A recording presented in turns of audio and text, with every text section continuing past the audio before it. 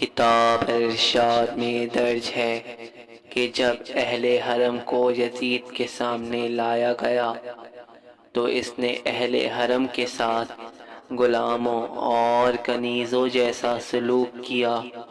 تو ایک سرخ رنگ شامی کھڑا ہوا، اس نے یزید سے کہا یہ کنیز مجھے ہبہ کر دے۔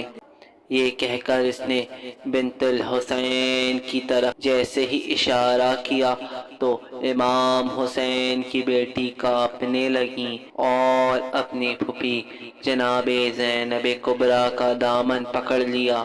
پھر جناب زینب نے اس شامی سے کہا خدا کی قسم تو جھوٹا ہے اور خدا کی قسم تو پست و ذلیل ہے، یہ نہ تیرے لیے ہے اور نہ اس ملعون یعنی تیرے خلیفہ یزید کے لیے ہے۔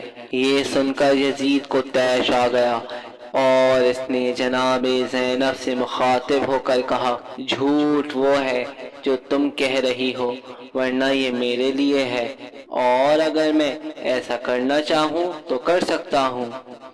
تو جناب زینب کبریٰ کو بھی جلال آ گیا اور آپ نے ارشاد فرمایا ہرگز خدا کی قسم خدا نے اس کا اختیار تمہیں نہیں دیا مگر یہ کہ ہمارے دین و مذہب سے نکل جائے اور دوسرا دین اختیار کر لے۔ یزید کا غصہ اپنی انتہا کو پہنچ گیا اور اس نے کہا تم مجھ سے ایسا کہہ رہی ہو جبکہ تمہارے بابا اور بھائی دین سے خارج تھے؟ تو جناب زینب کبریٰ نے فرمایا اگر تو اپنے کو مسلمان کہتا ہے تو یاد رکھ تجھے اور تیرے باپ دادا کو میرے باپ اور بھائی کے دین سے ہدایت ملی ہے۔ یزید نے گستاخی کرتے ہوئے کہا اے دشمن خدا تم جھوٹ بول رہی ہو۔ جناب زینب کبریٰ نے فرمایا تیرے پاس امارت و حکومت ہے لہذا تو ظلم کے ساتھ ہمیں برا بھلا کہہ رہا ہے اور اپنی حکومت کے زور پر ہم پر غالب آنا چاہتا ہے۔ یہ سن کر یزید شرمندہ ہو گیا اور خاموشی سے بیٹھ گیا۔